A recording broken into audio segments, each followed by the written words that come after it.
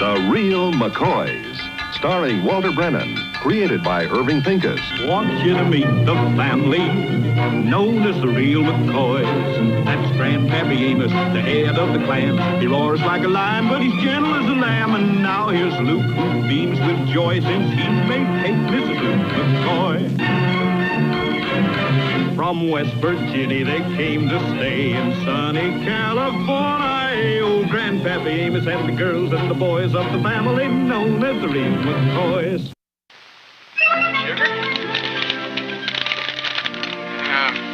Dear folks, I know it's been years since I've seen any of you, but I'll say it's been years, and I know why, too. But we It's hope... that stuck-up husband of hers. But we hope... Poor girl ain't had a happy day since she married that man. But we hope Grandpa'll stop interrupting and let you continue with the letter. Well, I can't help getting riled thinking of my favorite niece being married to a man like that. But we hope to spend a few days in Los Angeles on the way to Hawaii. Hawaii? Grandpa. So we are looking forward to a visit with you. Sammy's coming to visit? How wonderful! Oh, I ain't seen her since I was a kid. Oh, where'd she coming, Luke? Where'd she coming? Let's see here. It says, we'll be driving out. What? She'll be here this weekend. Great! Just can't figure it. Just can't figure how she done it. Did what, Grandpa? Talk that husband of hers out of letting her come and see us. He ain't never allowed her to visit none of her kinfolk before. Well, Sarah must have put her foot down because they're on their way. Think she's so girl-done high and mighty just because he's rich. Now, Grandpa, don't get all head up. He's just going to be here for a short visit, and the least you can do is be hospitable. It ain't gonna be easy. Come on, Hassie. Let's start tidying up the house and give the windows a good cleaning. You leave it just as it is. The time to do the cleaning and the fumigating is after the skunk done left.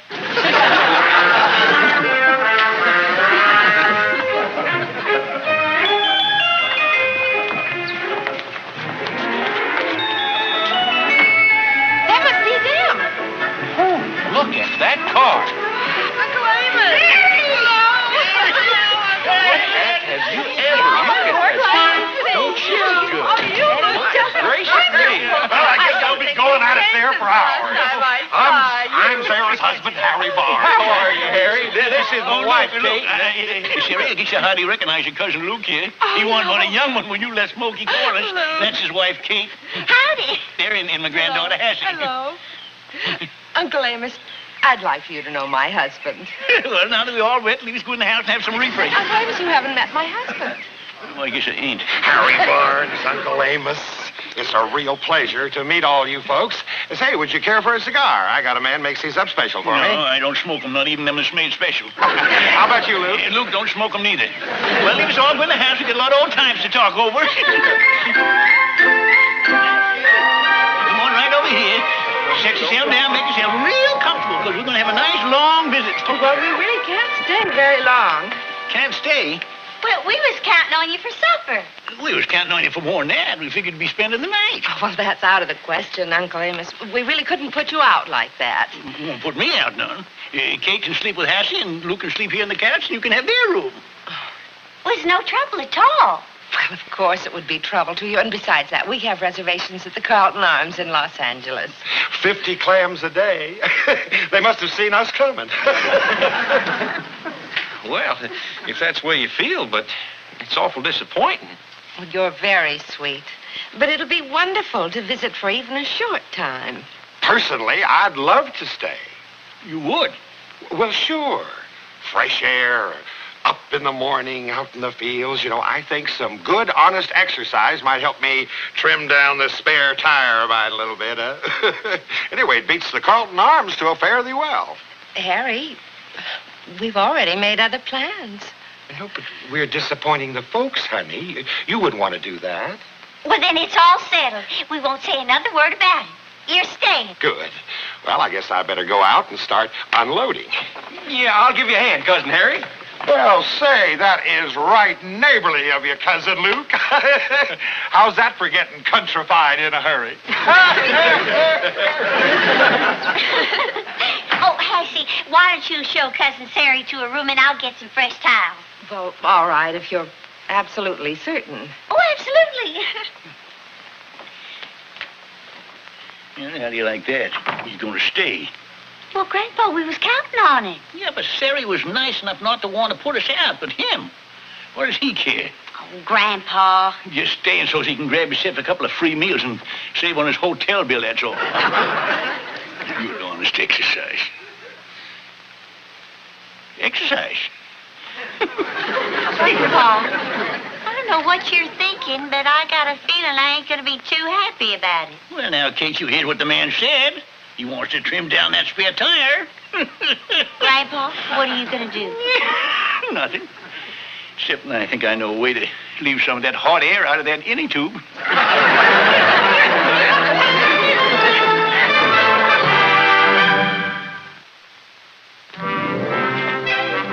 Yes, sir. Now, this is what I call real air. No smoke, no fumes, nothing but the clean, sweet scent of new mown hay. Yeah, well, there it is. Half a ton of the newest mowed hay you'll ever see. I guess this is the kind of a life to keep a man in tip-top shape. You know, one look at you really proves that, Uncle Amos. Yeah, I guess if we was to stand along side by side, wouldn't be hard to figure who's got the meat and who's got the part. Hey, how about me having a little workout, huh? You mean hay pitching? Oh, no, a fella in your shape, you shouldn't ought to fool with a man's work. Get yourself all blistered up. Oh, no, I enjoy it. I really mean that. How about it? Well, if it'll make you stay happy, go ahead. After all, you should ought to have fun on your vacation. Yes, sir. Camptown ladies sing this song. Do-da, do-da. Camptown ladies. Hey, Grandpa, you ought to check the barn. See how Cousin Harry's doing? Pitching hay's awful rough work in this kind of heat. Oh, he's all right, Luke. Might stiff up a bit tomorrow, but ain't gonna hurt him none. Say, Luke, leave it hold up a minute, will you? You know, it's a whole lot harder than I figured. Yeah. Camptown ladies sing this song. Do-da. Oh, there you are. Hey, I've been looking for you. Camptown racetrack 4 miles long. Hey, take it easy now. Lean on me and look. We get you inside to the sofa. Sofa? No, sir, not me. I just finished pitching all the hay, and I'm looking for more. I feel the old breadbasket tightening up already. Well, me and Grandpa's about to go in the house and get some lemonade. How about you, Cousin Harry? No, not me. That stuff just bloats me up. You two go ahead. I'll finish sawing up these logs for you. Oh, the Camptown racetrack 5 miles long. Do-da.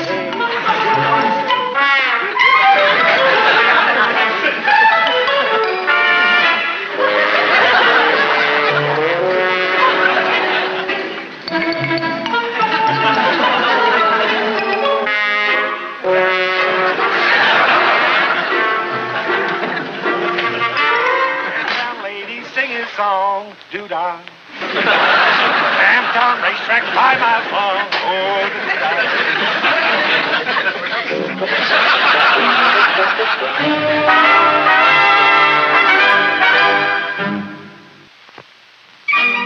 Yes, Harry, here we are at it. Some we spent down on Mud Flats in Mosquito Creek. Remember all the fun we had? Yes, I remember, Uncle Amos. Where's this, Cousin Harry? Oh, that there is the Riviera. That's in France. We were there last summer. You say he's one of the pitchers of all of us with the mayor bee stump. We know him personal. The mayor, huh? Oh, say, that's good. Cousin Sarah, is that you sitting in front of this big palace? Oh, that's our villa in Capri. Whew, that sure is a big place. Say, Harry, honey, here's a picture of cute little baby pictures to Luke. Oh, now, Grandpa. Is that the boat you went to Europe on? Hmm? No, that's ours. We use that for deep-sea fishing. Hey, I bet you got some great fishing around here. Oh, yeah, pretty good. Well, what do you say we wet a line tomorrow? I got my rod and reel right out there in the car. How about it, Grandpa? Why don't we take a couple hours off and run up to the creek? Now, Luke, you know we ain't got no time for fishing. We're working folks, and there's plenty of work to be did around here. Yeah, your grandpa's absolutely right, Luke. Just 'cause I'm on my vacation, I figure everybody else is on theirs. Well, how can I help you tomorrow? Oh, well, you've done enough already, Cousin Harry. Now, Luke, don't be unpolite. Your cousin Harry's a guest. We got to find something to keep him occupied. We got a nice stone fence needs fixing. Oh, Grandpa.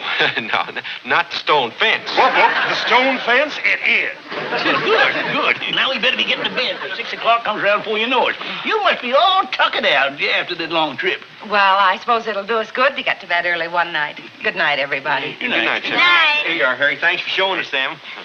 Sleep well. Well, you bet your life. I'm just going to throw open those windows and let that country air gas me to sleep. Cassie, you run along to bed. I'll be in just as soon as I help Lou make up the couch. Okay. Night. Night. Good night, Hans. Grandpa, it ain't fair to work a man so hard on his vacation.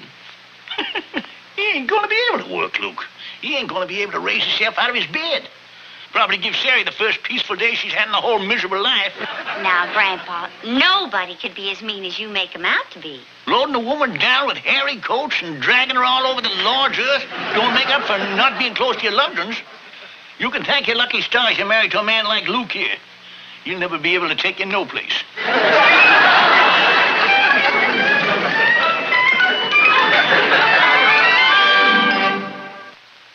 Well, I tell you what you do, Luke. Right after breakfast, you call Dr. Talmadge and have him get out here and stand by. Because as soon as Harry wakes up, he's going to be in awful pain. Yeah, I guess you're right, Grandpa. Oh, you already had breakfast, Sugar Babe? No, not me. It was Harry already had his breakfast. Well, that ain't possible. That man never should be able to move this morning. Well, not only did he move, but right after he finished his breakfast, he headed out to the field to work on that stone fence. What do you say to that, Grandpa? Well, I say my favorite niece is married to a lunatic. Poor Sherry. Where is the unfortunate girl?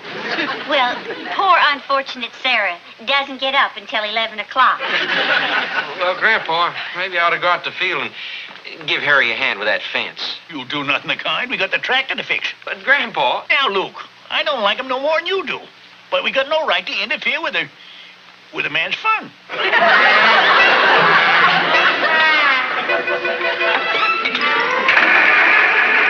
She's so doggone cantankerous before, Luke. I sure don't know what's ailing her. Well, good morning. Oh, good morning, Cousin Harry. How you feeling this morning? Oh, fine and dandy. I fixed that stone wall for you. Yep, tighter than a tank. You having tractor trouble? Oh, nothing except we can't get her started. How about I have a look? This is a delicate piece of machinery. You can't muscle an engine into working, you know. Well, I'm no expert, but engines always been kind of a hobby of mine. Well, we could use a little help. Yeah, well, get on with your hobby. Leave him get himself all greasy. I'll be back in time to give him the horse lift.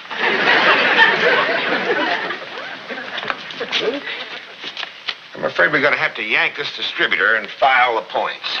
Well, you think that's what the trouble is? Yeah. As an ex-grease monkey, I'd stake my reputation on it. Grease monkey? Yeah, mechanic. I worked in a garage in St. Louis once. Well, I never figured you for doing that kind of work. Oh, sure. I guess I had almost every kind of job there is. Salesman, telephone lineman, stevedore, lumberjack. I was even a farmer once. You wasn't. Sure. I busted around the country some. And then I finally got real lucky in Chicago in the construction business. I got rich, fat, you know. But my big break came when I married your cousin Sarah. Yes, sir. The best thing about having money is having a real good wife to spend it on. Good morning, Sherry. Good morning. Yeah, you girls having a hen party, are you? I guess you know now why she's my favorite niece. Well, you're in a cheerful mood this morning, Uncle Amos. Well, I was just thinking how funny a man looks with his foot sticking out of his mouth. What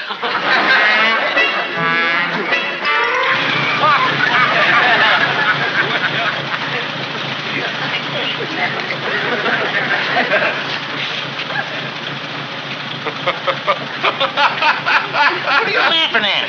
Well, I was just thinking how funny it is to see a man with his foot sticking out of his own mouth.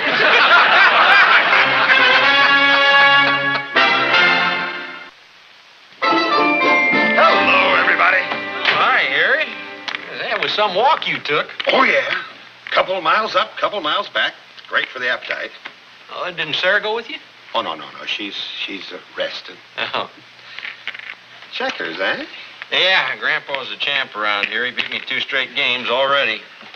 You play? Oh, a little bit.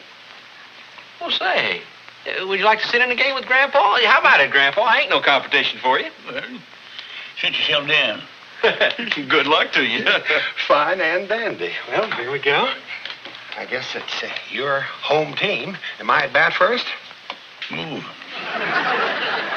Been a long time since I had a weekend like this. I sure had a great time. Yeah, well, we enjoyed having you. Been wanting to meet some of Sarah's folks for years. Well, it took you long enough to get around to it. Well, best laid plans, like they say. A couple of years ago, we were figuring to run down to Smoky Corners and see you all, but then some friends of ours went to Europe. Sarah promised we'd go with them, so that's the way it is. Your move. Oh, yeah. Then just last year, I figured I'd surprise her. Yep, I had it all arranged to come out and see you all, and then she surprised me and rented that villa in Capri. You wanted to come out here to see us? Yeah, sure. Had the arrangements all made. Hotel reservation, tickets, everything. I figured we'd do a little fishing, maybe a little sailing. Well, that's right. Hey, wait a minute. I got me one pip of an idea. When we come back from Hawaii, why don't all you folks come out to Chicago with us? We'll go up to our place at the lake. We got bass and muskies up there and knock your eye out. You want us to visit you in Chicago? Sure. We'd love it. Wait a minute. Sarah, come on out here. Hey, Luke, Kate, where are you? What's the trouble? What's wrong? What's wrong, Harry? Honey, I have got a great idea. Great. Now, just listen to this, everybody. Soon as me and Sarah get back from Hawaii, we want you folks to come out and spend the summer with us in Chicago. Harry. Isn't that a pip of an idea? Why, we'll go up to the lake and we'll do some fishing, maybe play a little golf. What do you say? Well, Harry, we may be in Hawaii for quite some time. Oh, we only figured on staying a couple of weeks, honey. How long can you eat pineapples? Harry's so impulsive. Everything on the spur of the moment. Of course, I'd love to have you visit us, but... Well, Harry, you know you have to plan ahead for house guests. House guests, honey. This is family. And what is there to plan? They just get there and move in. Well, we have lots of engagements when we get home. We couldn't possibly break them. Oh, we wouldn't have to break them, honey. The folks would just join us. Why, they'd be bored silly with our friends. Hold on, Harry. It's nice of you to ask us, but we couldn't do nothing like that. Well, why not? Oh, well, Harry, they can't just pick up and leave. Well, you think a place like this runs by itself? Harry hasn't the faintest idea of how to run a farm. But, dear, it was a wonderful idea. And perhaps sometime in the future, Kate, Luke, Uncle Amos, when you can arrange it, we'd love to have you. Sherry's right, Harry. We can't come back there with you. Well, sure you can. We could get somebody up here to run the place for a while. No, we couldn't do a thing like that. You see, Harry, this place is all we got, and we couldn't trust it to no one else. But I do want to thank you for your kind and generous thoughts. But, well, we just can't leave here. You see, Harry, Uncle Amos is right. Well, now, it was nice of you to say that, Sherry. I'd hate to be wrong about everything. Grandpa. Never mind, I'll say what has to be said. You know, here I was feeling sorry for you all these years. I figured you was being kept away from us. A bird in a gilded cage, I figured. Truth of it is, you got your nose poked so high in the air, why, you'd drown in a drizzle. I'm sorry you come out here, because I would rather remember you like you was.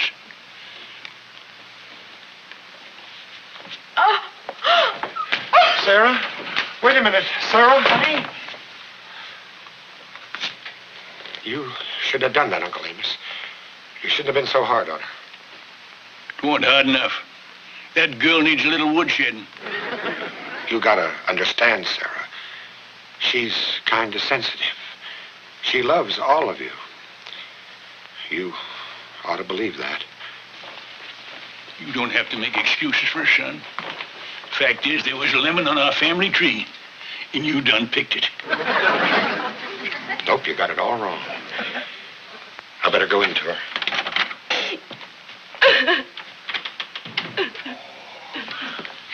Calm down, honey. Take it easy. Uncle Amos didn't mean anything. He just kind of flew off the handle. You think he's right, don't you? You think I'm a snob, too, don't you? Oh, honey.